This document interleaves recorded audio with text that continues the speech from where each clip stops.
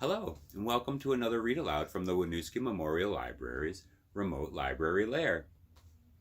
Today I'm reading Last Stop on Market Street with words by Matt de la Peña, and the pictures are by Christian Robinson. I'm reading with permission from Penguin Press. Thank you, Penguin, for allowing us to read your books aloud during this time of quarantine.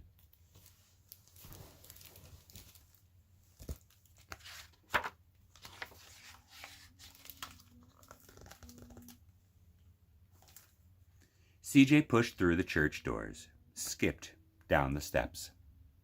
The outside air smelled like freedom, but it also smelled like rain, which freckled CJ's shirt and dripped down his nose. He ducked under his Nana's umbrella, saying, "How come we gotta wait for the bus in all this wet?"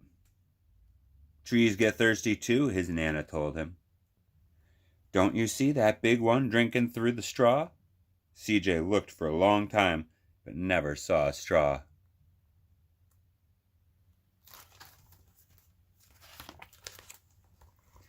From the bus stop, he watched water pool on flower petals, watched rain patter against the windshield of a nearby car. His friend Colby climbed in, gave CJ a wave, and drove off with his dad. "Nana, how come we don't got a car?"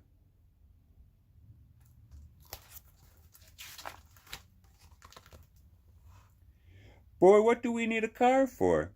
We got a bus that breathes fire, and old Mr. Dennis, who always has a trick for you." The bus creaked to a stop in front of them. It sighed and sagged, and the doors swung open.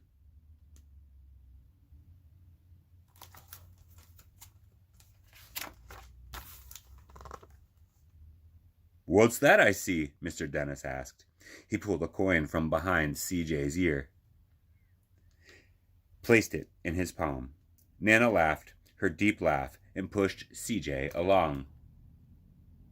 They sat right in front. The man across the way was tuning a guitar. An old woman with the curlers had butterflies in a jar. Nana gave everyone a great big smile and a good afternoon.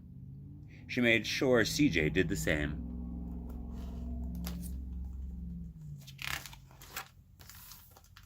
The bus lurched forward and stopped, lurched forward and stopped. Nana hummed as she knit. "How come we always gotta go here after church?" CJ said. "Miguel and Colby never have to go nowhere." "I feel sorry for those boys," she told him. "They'll never get a chance to meet Bobo or the sunglass man. And I hear Trixie got herself a brand new hat." CJ stared out of the window, feeling sorry for himself. He watched cars zip on by either side, watched a group of boys hop curbs on bikes.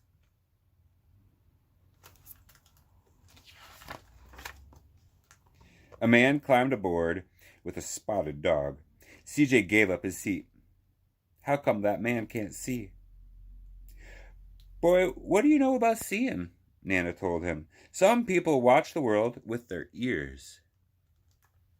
"That's a fact.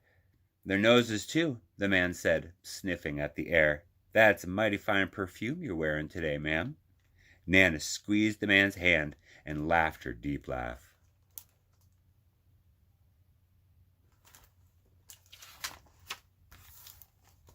Two older boys got on next. CJ watched as they moved on by and stood in back. "Sure wish I had one of those," he said. Nana set down her knitting. "What for? You got the real live thing sitting across from you. Why don't you ask that man if he'll play us a song?" CJ didn't have to. The guitar player was already plucking strings and began to sing. "To feel the magic music," the blind man whispered, "I like to close my eyes." Nana closed hers too. And so did CJ and the spotted dog.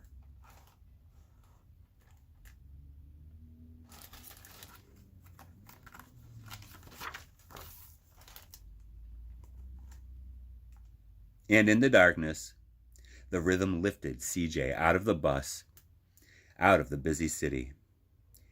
He saw sunset colors swirling over crashing waves, saw a family of hawks slicing through the sky, saw the old woman's butterflies dancing free in the light of the moon. CJ's chest grew full, and he was lost in the sound, and the sound gave him the feeling of magic.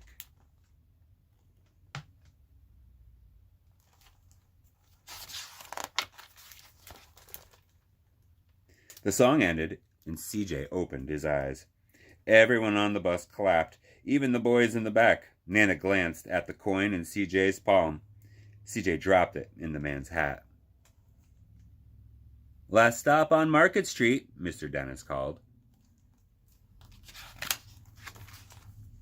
CJ looked around as he stepped off the bus. Crumbling sidewalks and broken down doors, graffiti-tagged windows and boarded-up stores. He reached for his Nana's hand. "How come it's always so dirty over here?" She smiled and pointed to the sky.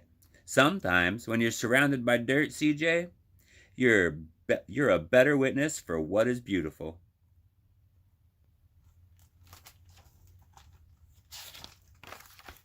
CJ saw the perfect rainbow arcing over their soup kitchen. He wondered how his Nana always found beautiful where he never even thought to look. He looked all around them again, at the bus rounding the corner out of sight, and the broken street lamps still lit up bright, and the stray cat shadows moving across the wall.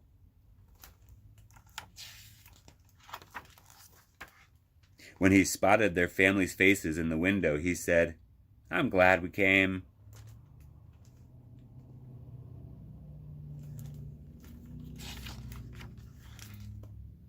He thought his Nana might laugh her deep laugh, but she didn't. She patted him on the head and told him, "Me too, CJ. Now come on."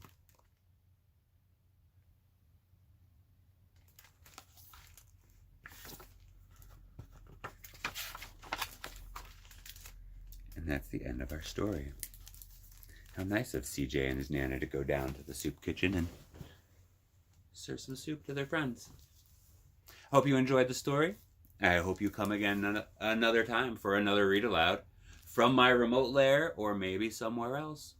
You'll find out next time. Thanks. Have a great day.